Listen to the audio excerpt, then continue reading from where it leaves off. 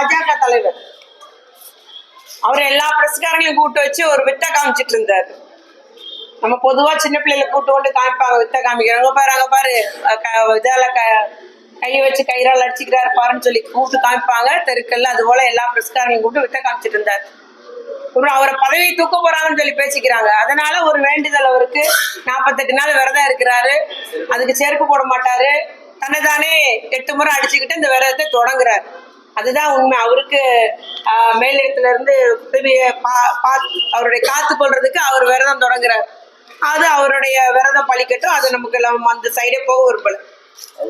அதே போல இவரும் பாத்தீங்கன்னா நமக்கு பாஜக ஆட்சியில அந்த மணிப்பூர் ஒன்றே போதும். நமக்கு வந்த நிறைய வீடியோக்கள் நீங்க பார்த்திருப்பீங்க. எந்த அளவுக்கு பெண்கள் கொடுமைப்படுத்தப்பட்டார்கள், அவமதிக்கப்பட்டாங்க. ஒரு போக பொருளாதான், ஒரு உயிரா கூட நினைக்கல. அந்த அளவுக்கு அவர்கள் துன்பப்படுத்தப்பட்டார்கள் அந்த மணிப்பூர்ல. அது பாஜக ஆட்சி தான் நடந்துட்டு இருந்துச்சு. அது போல மல்யுத்த வீராங்கனை பாலியல் தொல்லை கொடுத்த அந்த பாஜக எம்பிக்கு சப்போர்ட்டா தான் அரசு இருந்தது. பிள்ளைகள் எவ்வளவு நாள் தெருவில் கிடந்து போராடினாங்க, ஆனா எந்த ஒரு நடவடிக்கையும் எடுக்கல.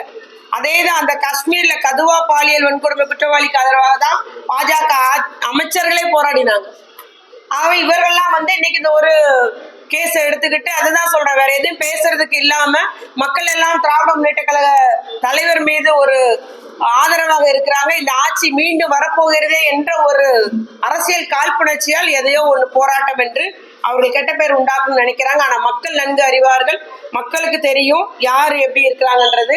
அதனால அந்த பாஜக ஆட்சியெல்லாம் பத்தி அண்ணாமலை, நம்முடைய தமிழக பாஜக தலைவர் அண்ணாமலைக்கு தெரியாதோ என்னவோ தெரியல. அவர் அதெல்லாம் தெரிஞ்சுக்கிட்டு பேசினா இன்னும் நல்லா இருக்கும்.